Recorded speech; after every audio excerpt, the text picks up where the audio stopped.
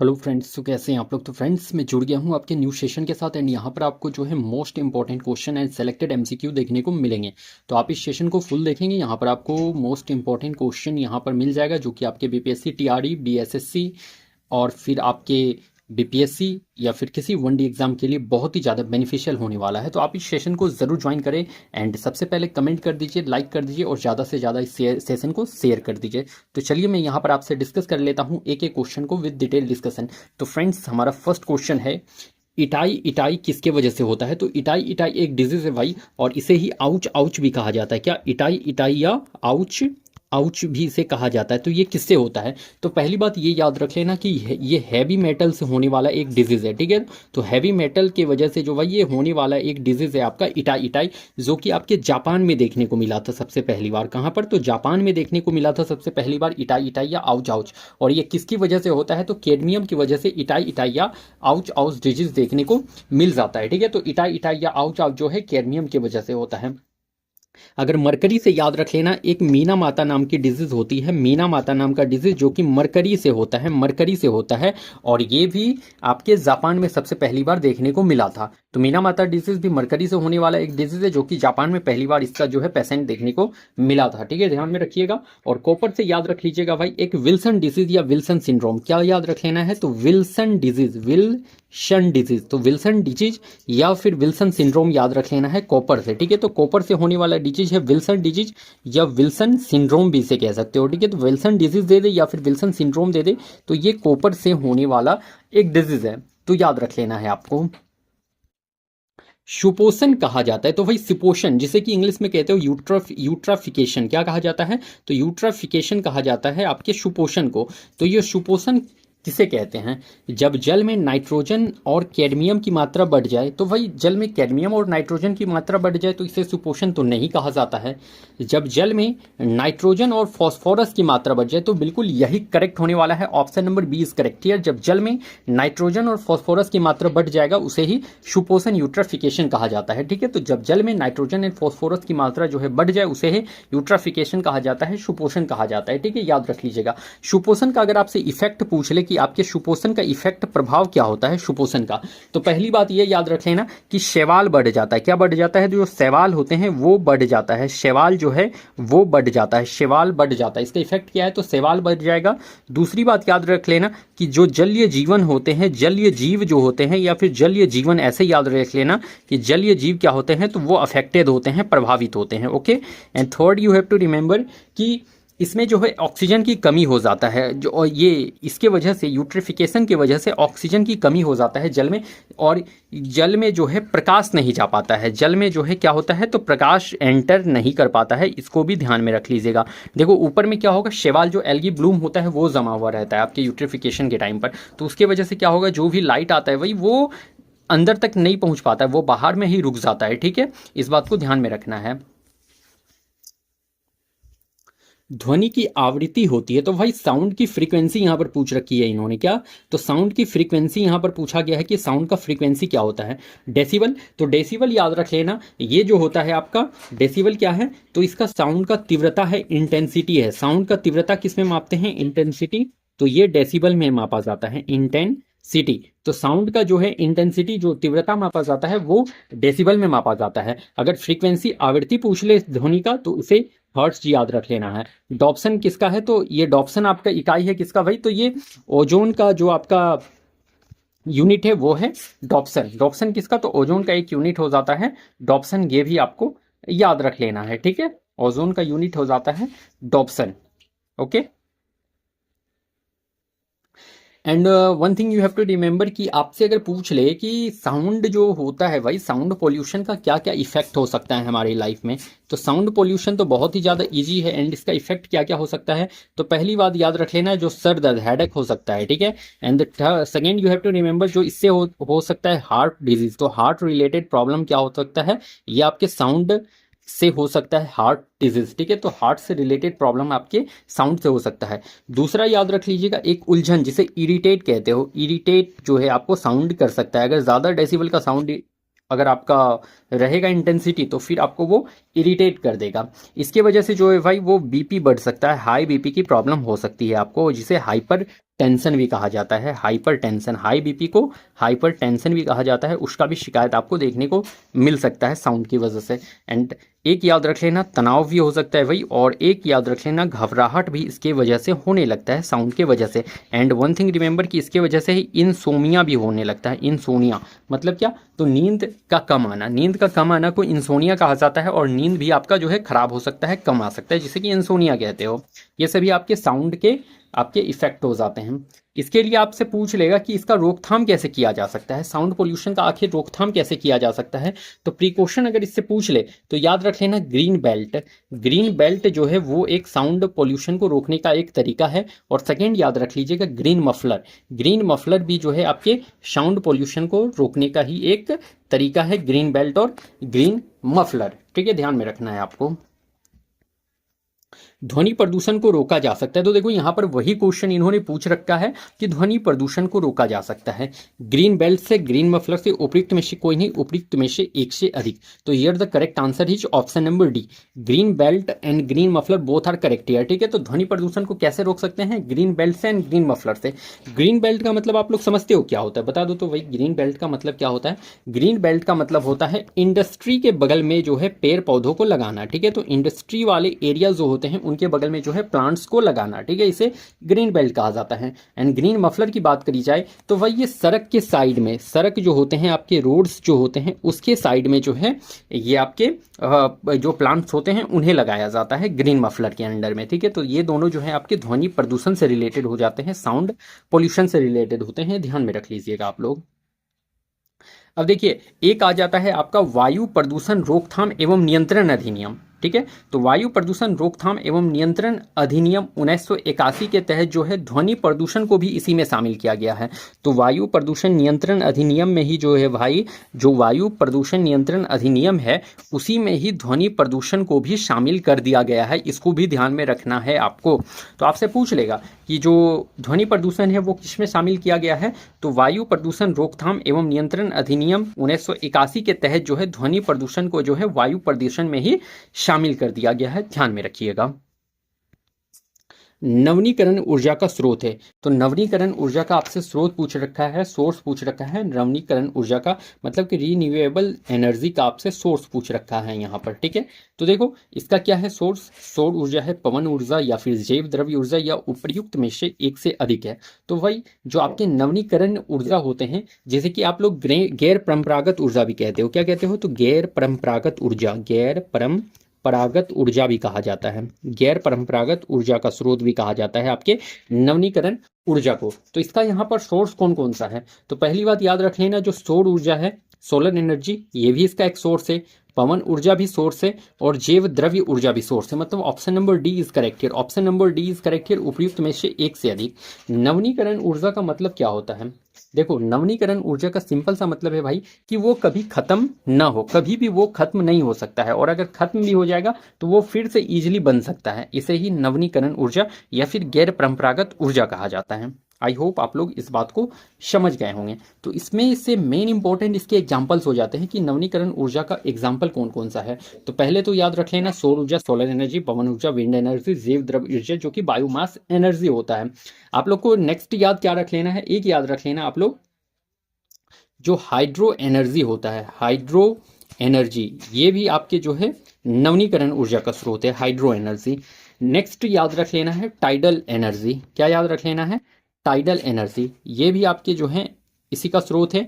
Next याद रख लेना है आपको जियोथर्मल एनर्जी, जिसे कि भूतापीय ऊर्जा कहा जाता है, जियोथर्मल एनर्जी, जियोथर्मल एनर्जी जिसे कि भूतापीय ऊर्जा कहते हो। और एक याद रख लेना भाई जैव द्रव्य ऊर्जा जो कि बायोमास एनर्जी आपका है ही यहाँ पर। तो ये सभी आप लोगों को याद रख लेना है नवीनीकरण ऊर्जा से या फिर गैर परंपरागत ऊर्जा से।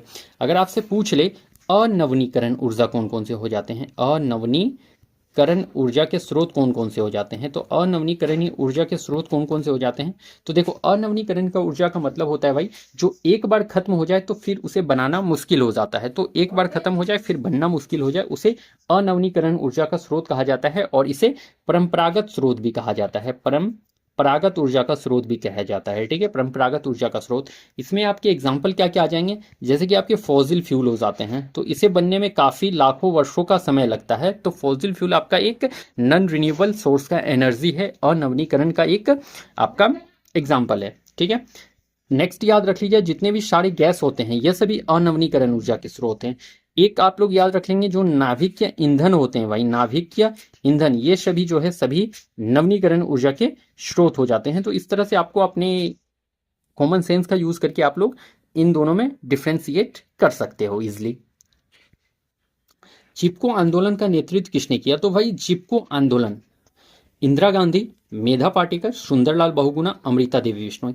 तो इंदिरा गांधी, तो देखो चिपको आंदोलन का नेतृत्व तो इंदिरा गांधी ने नहीं करा था। इंदिरा गांधी जो है भाई वन्य जीव संरक्षण अधिनियम इन्होंने बनाया था, वन्य जीव संरक्षण अधिनियम बनाया था, वन्य जीव संरक्षण अधिनियम जो कि 1972 में बनाया गया था इंदिरा गांधी के द्वारा। तो वन्य जीव संरक्षण अधिनियम 1972 में इंदिरा गांधी के द्वारा बनाया गया था। और इन्होंने जो है प्रोजेक्ट टाइगर की भी शुरुआत करी थी, प्रोजेक्ट टाइगर बाघ बचाओ अभियान का भी शुरुआत किसने करा था, तो इंदिरा गांधी ने करा था। प्रोजेक्ट टाइगर 1973 में जो है इंदिरा गांधी ने स्टार्ट करा था प्रोजेक्ट टाइगर को। मेधा पाटेकर से याद रख लेना, ये नर्मदा बचाओ आंदोलन से जुड़ी हुई थी, नर्मदा बचाओ आंदोलन से जुड़ी हुई थी, ठीक है। चिपको आंदोलन से कौन, तो सुंदरलाल बहुगुणा जो थे, ये चिपको आंदोलन से आपके जुड़े हुए थे, सुंदरलाल बहुगुणा, याद में रख लीजिएगा। इनके साथ और भी कुछ मेंबर्स जुड़े हुए थे जो कि आपको याद रख लेना बेहद इंपॉर्टेंट है। इनके साथ कौन कौन थे, तो याद रख लेना है चंडी प्रसाद भट्ट। कौन, तो चंडी प्रसाद भट्ट इनके साथ जुड़े हुए थे, चंडी प्रसाद भट्ट। नेक्स्ट याद रखना सुदेशा देवी, चंडी प्रसाद भट्ट, सुदेशा देवी और गौरा देवी। चंडी प्रसाद भट्ट, सुदेशा देवी और गौरा देवी जो है चिपको आंदोलन से जुड़ी हुई थी।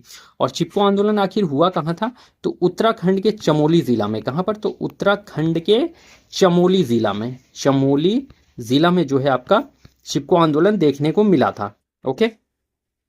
अमृता देवी बिश्नोई से याद रख लेना, ये भी जो है एक चिपको आंदोलन टाइप का ही आंदोलन था, जिसमें कि अमृता देवी बिश्नोई जो है वो पेड़ से चिपक गई थी। जब पेड़ काटने के लिए गए थे ना, तो ये भी पेड़ से चिपक के इन्होंने पेड़ पौधों को बचाया था। बट ये राजस्थान के खेजड़ली गांव में हुआ था। ये अमृता देवी बिश्नोई ने राजस्थान के खेजड़ली गांव में नेतृत्व करा था, राजस्थान के खेजड़ली गांव से जुड़ी हुई थी और इन्होंने खेजड़ली पेड़ को बचाया था, ठीक ना। तो राजस्थान के खेजड़ली गांव से जुड़ी हुई थी अमृता देवी बिश्नोई, और ये भी जो है एक पेड़ बचाओ अभियान टाइप का ही अभियान था, ठीक है, ध्यान में रखना है आपको। नाभिक के संलयन का उदाहरण है, तो नाभिक के संलयन का उदाहरण कौन कौन सा है, ये पूछ रखा है आपसे कि नाभिक के संलयन, न्यूक्लियर फ्यूजन का उदाहरण कौन सा है। तो न्यूक्लियर फ्यूजन, पहली बात तो यही याद रख लेना कि न्यूक्लियर फ्यूजन होता क्या है। तो न्यूक्लियर फ्यूजन होता है कि जब दो हल्का नाभिक आपस में जुड़ जाए और एक नाभिक का निर्माण करे तो उसे न्यूक्लियर फ्यूजन कहा जाता है। तो जब दो हल्के नाभिक जो होते हैं भाई, जो दो हल्के न्यूक्लियस होते हैं, वो साथ में जुड़ करके एक न्यूक्लियस का जो फॉर्मेशन करते हैं उसे ही नाभिक के संलयन या न्यूक्लियर फ्यूजन कहा जाता है, ठीक है। इसके एग्जाम्पल कौन कौन से हैं, सूर्य, तारा, हाइड्रोजन बॉम्ब, उपयुक्त में से एक से अधिक। तो नाभिक के संलयन के उदाहरण जो है सूर्य भी है, तारा भी है एंड हाइड्रोजन बॉम्ब भी है। ये सभी तीनों जो है नाभिक के संलयन न्यूक्लियर फ्यूजन का उदाहरण है, न्यूक्लियर फ्यूजन का उदाहरण है, ठीक है, न्यूक्लियर फ्यूजन का उदाहरण है, ध्यान में रख लेना है। अगर आपसे पूछ ले कि न्यूक्लियर फ्यूजन का उदाहरण, न्यूक्लियर फिजन का उदाहरण, मतलब कि न्यूक्लियर फिजन अगर पूछ ले कि नाभिक के विखंडन का उदाहरण कौन सा है, ये भी तो पूछा जा सकता है। तो नाभिक के विखंडन का एग्जाम्पल्स अगर आपसे पूछ ले कि कौन कौन सा है, और मेनली यहाँ पर एग्जाम्पल से ही क्वेश्चन पूछा जाता है, तो इसलिए एग्जाम्पल याद रखना इंपॉर्टेंट है। और नाभिक के विखंडन में क्या होता है, देखो इसमें क्या होता है, दो भारी न्यूक्लियस जो होते हैं वो आपस में जुड़ जाते हैं, नहीं जुड़ते नहीं, इसमें फिजन है ना, तो टूट जाते हैं। तो दो हल्के दो भारी जो नाभिक होते हैं वो क्या होते हैं, वो टूट जाते हैं, जिसे कि नाभिक विखंडन या न्यूक्लियर फिजन कहा जाता है। फिजन है तो विखंडन है, तो भाई इसमें टूटना है, तो इसमें जो होते हैं नाभिक जो होते हैं बड़े नाभिक होते हैं या भारी नाभिक होते हैं वो टूट जाते हैं, ठीक है, इसको ध्यान में रखना है आपको। और जो आपके एग्जाम्पल इसमें याद रख लीजिए, जो एटम बॉम्ब है भाई वो बेस्ड है आपका न्यूक्लियर फिजन पे। एटम बॉम्ब जो है आपका बेस्ड है न्यूक्लियर फिजन में। और अगर न्यूक्लियर रिएक्टर पूछ ले, न्यूक्लियर रिएक्टर, तो वो भी आपका बेस्ड है न्यूक्लियर फिजन में। न्यूक्लियर रिएक्टर भी बेस्ड है आपके नाभिक के विखंडन में, ध्यान में रख लीजिएगा। ओके, एंड यहाँ पर एक बात आपको नोट में याद रख लेना है। क्या याद रख लेना है नोट में? तो नोट में इस बात को याद रख लेना, जो न्यूक्लियर फिजन होता है वो न्यूट्रॉन की बमबारी से शुरू होता है। न्यूक्लियर फिजन किससे? तो न्यूट्रॉन की बमबारी से शुरू होता है। न्यूट्रॉन की बमबारी से शुरू होता है। न्यूट्रॉन की बमबारी, जो न्यूक्लियर फिजन होता है वो न्यूट्रॉन की बमबारी से शुरू होता है, ठीक है, इसको ध्यान में रख लेना है। न्यूट्रॉन की बमबारी से स्टार्ट होता है, शुरू होता है, ध्यान में रख लेना है आपको। निम्नलिखित में से गैसीय चक्र का उदाहरण है। तो देखो गैसीय चक्र का उदाहरण पूछ रखा है, कार्बन चक्र, फास्फोरस चक्र, कैल्शियम चक्र, उपयुक्त में से एक से अधिक। तो गैसीय चक्र का उदाहरण इसमें से कौन सा है, बता दो आप लोग। तो वही देखो गैसीय चक्र का उदाहरण यहाँ पे आपका कार्बन चक्र देखने को मिल रहा है। Option number A is correct here. अब देखो गैसीय चक्र और अवसादी चक्र दोनों के बारे में यहाँ पर मैं बता देता हूँ, याद रख लेना गैसीय चक्र को। ये बायो जियो केमिकल साइकिल का क्वेश्चन है, गैसीय चक्र। और एक याद रख लेना अवसादी चक्र, जिसे सेडिमेंट्री साइकिल कहा जाता है। अवसादी चक्र, सेडिमेंट्री साइकिल, ठीक है। और ये दोनों एग्जाम्पल हैं आपके बायो जियो केमिकल साइकिल के, जैव भू रासायनिक चक्र के, जैव भू रासायनिक चक्र के, ठीक है। तो गैसीय चक्र में कौन कौन सा आ जाएगा? तो पहला तो याद रख लेना कार्बन चक्र जो है वो गैसीय चक्र का उदाहरण है, कार्बन चक्र। एंड नेक्स्ट याद रख लेना है क्या, जो वाटर चक्र होते हैं, जल चक्र जो होते हैं, वाटर साइकिल जो होता है, जल चक्र, वो भी आपका क्या है, तो ये भी गैसीय चक्र का उदाहरण है। थर्ड याद रख लीजिएगा, जो आपके नाइट्रोजन चक्र होते हैं, नाइट्रोजन चक्र, नाइट्रोजन चक्र भी आपके गैसीय चक्र के उदाहरण हैं। नाइट्रोजन चक्र भी गैसीय चक्र के उदाहरण हैं। अगर अवसादी चक्र में पूछ ले तो याद रख लेना जो फास्फोरस चक्र होते हैं, फास्फोरस चक्र, जो फास्फोरस चक्र होते हैं वो अवसादी चक्र के उदाहरण हैं। नेक्स्ट कैल्शियम चक्र भी अवसादी चक्र के उदाहरण है, कैल्शियम चक्र भी अवसादी चक्र के। एंड थर्ड क्या याद रख लेना है कि सल्फर चक्र जो होते हैं, सल्फर चक्र, वो भी अवसादी चक्र के उदाहरण है। तो कोई भी एक याद रख लेना, या तो गैसीय चक्र का सभी एग्जाम्पल याद रख लेना तो अवसादी चक्र का खुद निकल जाएगा, या फिर अवसादी चक्र का 3 याद रख लेना तो गैसीय चक्र का खुद निकल जाएगा। तो किसी एक को याद रख लेना, एक साइड वाले को, दूसरा साइड वाला आपका आंसर इजिली निकल जाएगा, ठीक है। गोरैया दिवस मनाया जाता है, तो गोरैया दिवस 22 अप्रैल, तो 22 अप्रैल को भाई तो ये तो अर्थ डे मनाया जाता है ना, अर्थ डे। तो अर्थ डे कब सेलिब्रेट करा जाता है? तो 22 अप्रैल को पृथ्वी दिवस। 20 मार्च को गोरैया दिवस, 22 मार्च को पूछ रखा है तो याद रख लेना बिहार दिवस। बिहार दिवस, बिहार दिवस जो है 22 मार्च को। और एक याद रख लेना जो जल दिवस होता है, वाटर डे, ये भी आपके 22 मार्च को। जल दिवस और बिहार दिवस एक ही दिन 22 मार्च को मनाया जाता है। 22 मई की बात करी जाए तो जैव विविधता दिवस, जैव विविधता दिवस, जैव विविधता दिवस, विविधता दिवस। तो जैव विविधता दिवस जो है वो 22 मई को मनाया जाता है। हाथी दिवस पूछ ले आपसे कि हाथी दिवस कब मनाया जाता है, तो याद रख लेना 12 अगस्त, ठीक है। 12 अगस्त को हाथी दिवस मनाया जाता है। वन महोत्सव अगर आपसे पूछ ले कि वन महोत्सव सप्ताह कब मनाया जाता है भाई, तो वन महोत्सव सप्ताह जो है 1 जुलाई से 7 जुलाई तक, वन महोत्सव सप्ताह 1 जुलाई से 7 जुलाई तक वन महोत्सव सप्ताह मनाया जाता है, ठीक है। और कुछ यहाँ पर मैं बता दूं, हाँ एक याद रख लेना कि आर्द्र भूमि दिवस अगर आपसे पूछ ले कि आर्द्र भूमि दिवस कब मनाया जाता है, तो आर्द्र भूमि दिवस जो है 2 फरवरी को मनाया जाता है। 2 फेब को जो है आर्द्र भूमि दिवस मनाया जाता है। रेड डाटा बुक में रिकॉर्ड होता है, तो वही रेड डाटा बुक, तो पहली बात यही याद रख लेना कि रेड डाटा बुक जारी कौन करता है, तो जारी इसे IUCN करता है। कौन जारी करता है?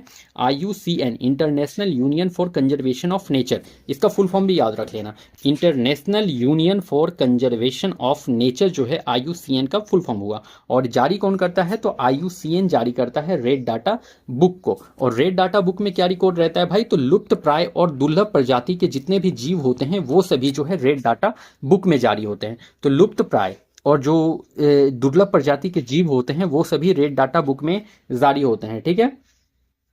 देखो, रेड डाटा बुक का जो उत्पत्ति हुआ था वो रूस में हुआ था। इससे पहले रूसी संघ की रेड डाटा बुक से इसे जाना जाता था। तो रेड डाटा बुक पहले उत्पत्ति कहाँ पर हुआ था? तो रूस में हुआ था, इसीलिए इसे रूसी संघ की रेड डाटा बुक से पहले जानते थे। बट अब क्या जाना जाता है? तो रेड डाटा बुक से जाना जाता है। ठीक है। एक आपसे पूछा जाता है ये प्रश्न कि कितने साल तक कोई भी प्रजाति न दिखे तो उसे लुप्त माना जाएगा, विलुप्त माना जाएगा। तो कितने साल तक? अगर मान लो 50 साल तक कोई भी प्रजाति नहीं दिखे ना तो उसे विलुप्त माना जाएगा। 50 साल तक कोई प्रजाति न दिखे, कोई प्रजाति न दिखे तो उसे विलुप्त, एक्सटिंक्ट माना जाता है। ठीक है। कोई प्रजाति नहीं दिखे तो उसे क्या माना जाएगा? तो उसे विलुप्त माना जाता है, विलुप्त या एक्सटिंक्ट प्रजाति माना जाता है। ठीक है, याद रख लीजिएगा 50 साल तक एक्सटिंक्ट। तो विलुप्त कब माना जाता है? जब 50 साल तक न दिखे तब माना जाता है, माना जाता है। ध्यान में रखना है आपको। ब्लू बेबी सिंड्रोम किसकी कमी से होता है? ब्लू बेबी सिंड्रोम या फिर मैथिग्लोबिमेनिया भी कह सकते हो उसे। तो ब्लू बेबी सिंड्रोम पूछ ले या फिर मैथिग्लोबिमेनिया पूछ ले, तो किसकी कमी से होता है? तो नाइट्रेट, बिल्कुल करेक्ट यही होने वाला है। नाइट्रेट की कमी से ब्लू बेबी सिंड्रोम या मैथोग्लोबिमेनिया देखा जाता है आप में। ठीक है। वायुमंडल का सबसे निचला परत होता है, तो वायुमंडल का सबसे निचला परत ब्रह्मंडल। तो ब्रह्मंडल तो भाई सबसे ऊपरी परत है। उष्ण मंडल होना नहीं है, मध्य मंडल होना नहीं है। सबसे निचला परत जो है ये क्षोभ मंडल आपको देखने को मिलता है। क्षोभ मंडल जो है आपका सबसे निचला परत है, क्षोभ मंडल, ट्रोपोस्फेयर सबसे निचला परत हो जाता है। अब देखो मैं यहाँ पर एटमोस्फेयर के बारे में पूरा आपको बता देता हूँ। तो देखो इस तरह से याद रख लेना।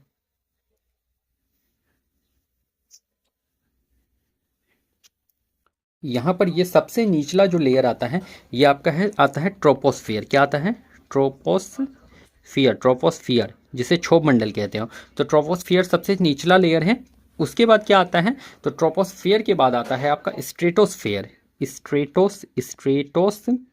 स्ट्रेटोस्फियर समताप मंडल।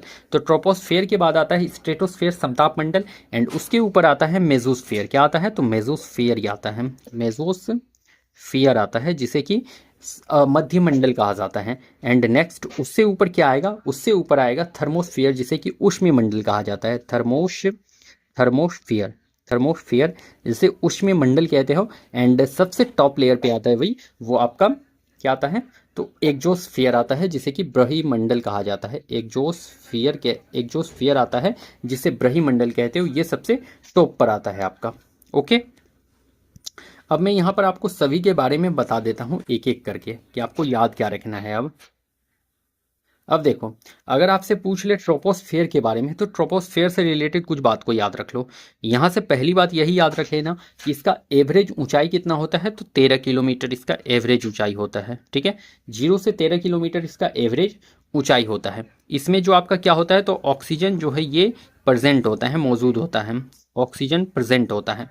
थर्ड आपको क्या याद रख लेना है? ये सबसे निचला परत है और जितना भी मौसम संबंधी घटना है ये सभी जो है आपके ट्रोपोस्फेयर में ही होते हैं घटित। ठीक है, तो मौसम संबंधी घटना, संबंधित घटना जो होते हैं वो सभी ट्रोपोस्फेयर क्षोभमंडल में ही होते हैं। जैसे कि बादल, वर्षा, ये सभी जो है आपका ट्रोपोस्फेयर में ही होगा। ओके। स्ट्रेटोस्फेयर के से आपको क्या याद रख लेना है? तो पहला स्ट्रेटोस्फेयर से तो यही याद रख लेना आप लोग कि इसमें जो है हवाई जहाज को उड़ाया जाता है। इसी लेयर में हवाई जहाज जो आपके एरोप्लेन उड़ते हैं ये सभी जो है आपके ट्रोपोस्फेयर वाले लेयर में उड़ते हैं। ठीक है, ट्रोपोस्फेयर वाले लेयर में उड़ते हैं। इसका अगर एवरेज ऊंचाई पूछ ले तो 13 से 50 किलोमीटर इसका एवरेज ऊंचाई आपको मान लेना है।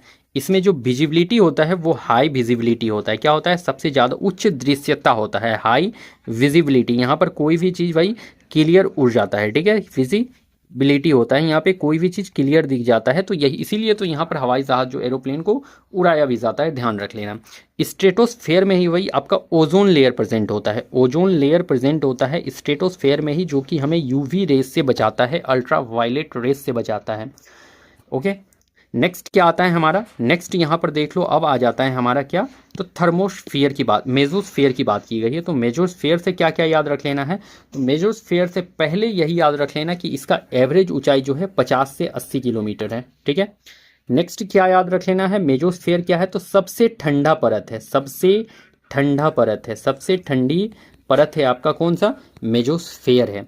और मेजोस्फेयर में ही आपके उल्का पिंड जो मेट्रॉइड्स होते हैं वो जल जाते हैं। मेट्रॉइड्स क्या होते हैं, तो जलते हैं, उल्का पिंड जलते हैं मेजोस्फेयर में। मेट्रॉइड्स कहाँ पर जलते हैं, तो मेजोस्फेयर में जल जाते हैं, ध्यान में रखना है। नेक्स्ट आता है आपका क्या, तो नेक्स्ट आपका आ जाता है थर्मोस्फियर। तो थर्मोस्फियर से कुछ कुछ बातों को याद रख लेना।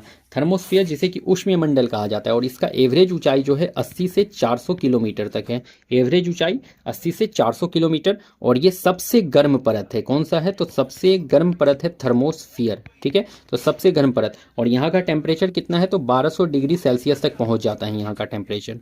ओके। थर्ड आपको क्या याद रख लेना है कि आयन मंडल जो होते हैं इसी में प्रेजेंट होते हैं। आयन मंडल जो होते हैं इसी में प्रेजेंट होते हैं। ये क्या करता है, तो रेडियो के प्रसारण में मदद करता है आपका आयन मंडल। तो आयन मंडल पूछ ले कहाँ पर प्रेजेंट होता है, तो थर्मोस्फेयर में प्रेजेंट होता है, ध्यान में रख लियो आप लोग। नेक्स्ट आपको एग्जोस्फेयर से रिलेटेड कुछ बात को याद रख लेना है, जिसे ब्रह्मंडल कहते हो। तो ये सबसे क्या है, पहली बात तो याद रख लेना, सबसे ऊपरी परत है, ये वाला सबसे ऊपरी परत है। यहाँ पर क्या होता है, हवा जो है वो बहुत कम होता है, तो हवा नहीं के बराबर यहाँ मान सकते हो। यहाँ पर गुरुत्वाकर्षण जो होता है, ग्रेविटी, वो भी बहुत कम होता है। तो गुरुत्वाकर्षण भी क्या होता है, तो गुरुत्वाकर्षण भी क्या है, यहाँ पर बहुत कम होता है। गुरुत्वाकर्षण भी बहुत कम होता है, ध्यान में रख लेना है। यहाँ पर आपको जो है एग्जोस्फेयर में जो है हीलियम मिलता है। हीलियम यहाँ पर क्या होता है, तो हीलियम आपका प्रेजेंट होता है, हीलियम, ठीक है। तो यहाँ पर आपको एग्जोस्फेयर में हीलियम आपको प्रेजेंट मिल जाएगा। Okay friends. मोती का प्राथमिक संघटक है, तो मोती का प्राथमिक संघटक क्या हो जाएगा, कैल्शियम सल्फेट नहीं, कैल्शियम कार्बोनेट जो होता है ये मोती का प्राथमिक संघटक होता है, कैल्शियम कार्बोनेट। अलैंगिक प्रजनन का एक प्रकार जिसमें जड़, तना तथा पत्ती, जड़, तना, पत्ती और कलिकाओं से नए पौधे उत्पन्न होते हैं, वह कहलाता है। मतलब यहाँ पूछ रखा है अलैंगिक प्रजनन का एक प्रकार है जिसमें जो है जड़, तना, पत्ती और कलिकाओं से जो उसके बर्ड्स होते हैं उससे जो है नया पौधा जो है वो प्रोड्यूस होता है, उसे क्या कहते हैं, तो वानस्पतिक प्रसार कहते हैं, अंकुर प्रजनन, मुकुलन प्रजनन या उपर्युक्त में से एक से अधिक। तो भाई इस टाइप के जो प्रजनन होते हैं उसे वनस्पतिक प्रसार कहा जाता है, वनस्पतिक प्रसार। ओके। इंडिया गेट स्मारक को किस युद्ध में मारे गए भारतीय सैनिकों की याद में बनाया गया था, तो इंडिया गेट जो कि आपका दिल्ली में सिचुएटेड है, कहाँ पर, तो इंडिया गेट जो आपका दिल्ली में है भाई, इसे किसके याद में बनाया गया है, तो द्वितीय विश्व युद्ध में मारे गए सैनिकों के याद में नहीं, 1962 का भारत चीन युद्ध में नहीं, प्रथम विश्व युद्ध के याद में बनाया गया था। प्रथम विश्व युद्ध जो हुआ था 1914 से 1918 के बीच में भाई, उसे में मारे गए सैनिकों के याद में जो है आपका इंडिया गेट बनाया गया था दिल्ली में। इंडिया गेट जो बनाया गया था वो दिल्ली में बनाया गया था, न्यू दिल्ली में, ठीक है। नीति आयोग का गठन कब किया गया, तो नीति आयोग है इसका गठन कब किया गया, ये पूछ रखा है आपसे। तो देखो नीति आयोग का गठन कब हुआ है ये आपको ध्यान में अब रख लेना है कि नीति आयोग आखिर कब बनाया है एक्चुअली।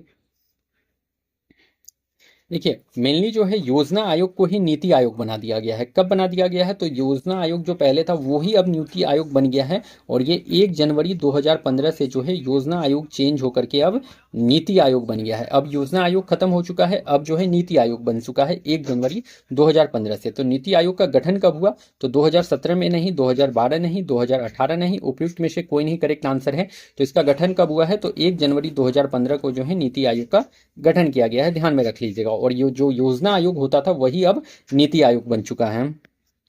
भारतीय संविधान का कौन सा अनुच्छेद शिक्षा का अधिकार प्रदान करता है, तो 44वां तो नहीं, 12 नहीं, 21A जो है आपका भाई वो आपके शिक्षा का अधिकार प्रदान करता है। और ये 21A जो है 86वां संविधान संशोधन के तहत किया गया है। 86वां संविधान संशोधन के तहत जो है शिक्षा के अधिकार को मौलिक अधिकार में जोड़ा गया है। 86वां संविधान संशोधन के तहत जो है शिक्षा के अधिकार 21A को मौलिक अधिकार में जोड़ा गया है, इस बात को भी ध्यान में रखना है आपको।